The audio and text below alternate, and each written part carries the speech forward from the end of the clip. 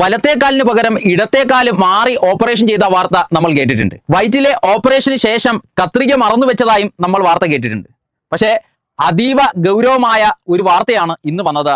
Kerala PSC നടത്തിയ ഇന്നത്തെ പരീക്ഷയുടെ ചോദ്യപേപ്പർ മാറിപ്പോയിരിക്കുന്നു.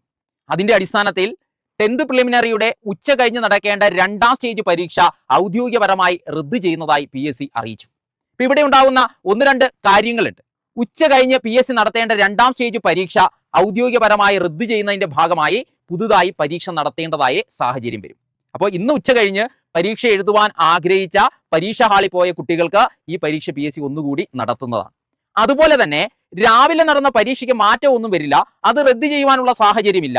എന്നിരുന്നാൽ പോലും രാവിലെ ആലപ്പുഴ ജില്ലയിൽ ചോദ്യപേപ്പർ മാറി ലഭിച്ച കുട്ടികൾക്ക് പരീക്ഷ പുതുതായി എഴുതേണ്ടതായ സാഹചര്യവും വരും. കാര്യങ്ങളെ കൃത്യമായും സൂക്ഷ്മതയോടുകൂടിയും നിരീക്ഷിച്ച് കൈകാര്യം ചെയ്യുന്ന വിദ്യാസമ്പന്നരായ ജനതയാണ് കേരളക്കരയിലെ ഔദ്യോഗിക വൃദ്ധങ്ങളിൽ ഉള്ളത് എന്ന പുറം ഖ്യാതിക്കുണ്ടായ മങ്ങലാണ് ഇന്ന് നടന്ന സംഭവം.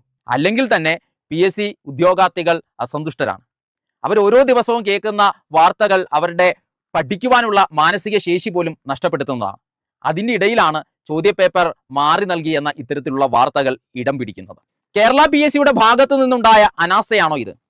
അതോ ആലപ്പുഴയിലെ സ്കൂൾ അധികൃതരുടെ ഭാഗത്തു നിന്നുണ്ടായ അനാസ്ഥയാണോ? നമ്മുടെ ക്ലാസ് മുറിയിലേക്ക് വന്ന അധ്യാപകന്റെ കയ്യിൽ നിന്ന് വന്ന അബദ്ധമാണോ?